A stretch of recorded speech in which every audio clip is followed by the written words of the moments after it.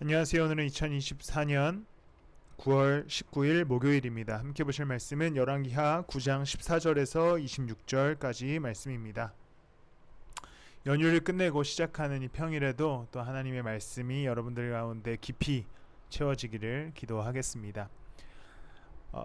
계속해서 역사가 흘러가고 있어서 이 좀 상황을 좀 파악해야 성경을 읽기가 좀 쉬워요. 유다 왕은 아하시아, 다시 요 표를 먼저 볼게요. 왼쪽 6번째 왕이 아하시아 왕이죠.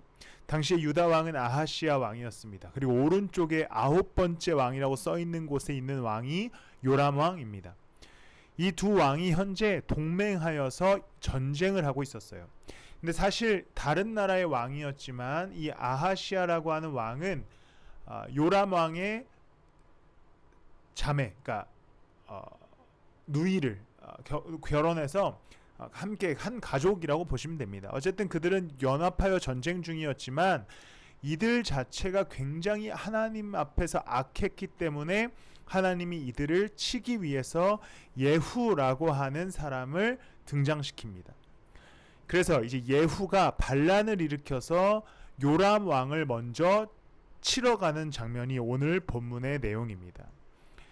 왜냐하면 이제 요람 왕은 모압과의 전쟁 속에서 부상을 당했었는데 그 부상 때문에 치료차 잠시 쉬고 있었어요. 그때 예후가 군사를 이끌고 요람 왕에게 오게 되는 장면이 오늘 본문의 내용이에요. 막 군사가 오자 요람 왕이 얘기합니다. 야, 전쟁에서 이긴 거 아니야? 막 이렇게 설레발을 치는 거죠.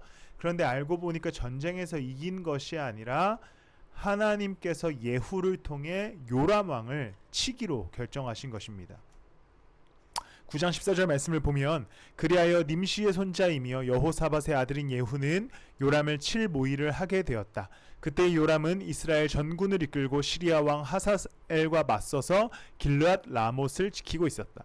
길르앗 라못을 지키고 있던 예후가 군인대를 이끌고 이제 요람을 치러 가게 됩니다.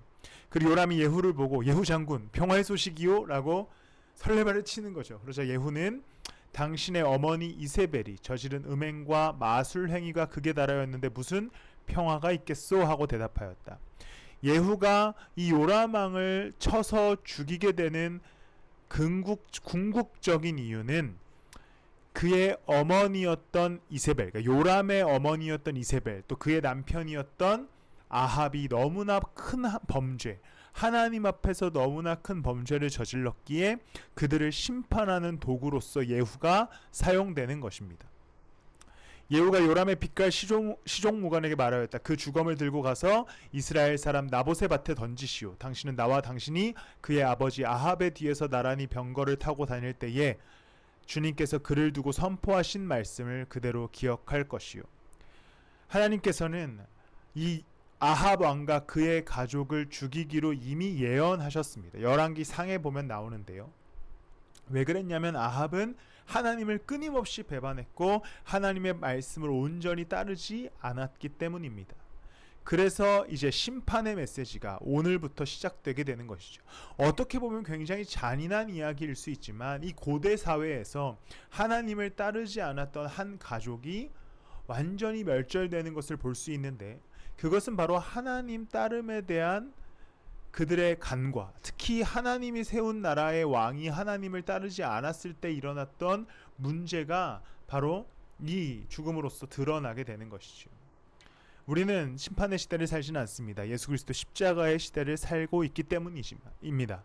그러나 우리도 삶에서 죽여야 할 것들이 있어요. 그것이 어떻게 보면 나를 죽인다기보다 내 삶의 나를 예수 따르지 못하게 하는 요소들을 멸절시킬 수 있어야 됩니다. 우리는 이 관점으로 아합 왕과 그의 자손들의 멸절에 관한 이야기를 좀 오늘부터 함께 나눠보고자 합니다. 기도하겠습니다. 사랑하는 풍성하신 주님, 우리는 가끔 하나님을 잃어버리고 잊어버리며 살아갑니다.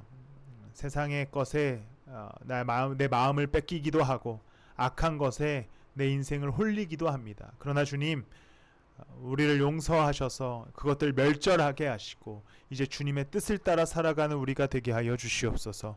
감사드리며 예수님의 이름으로 기도드렸습니다. 아멘.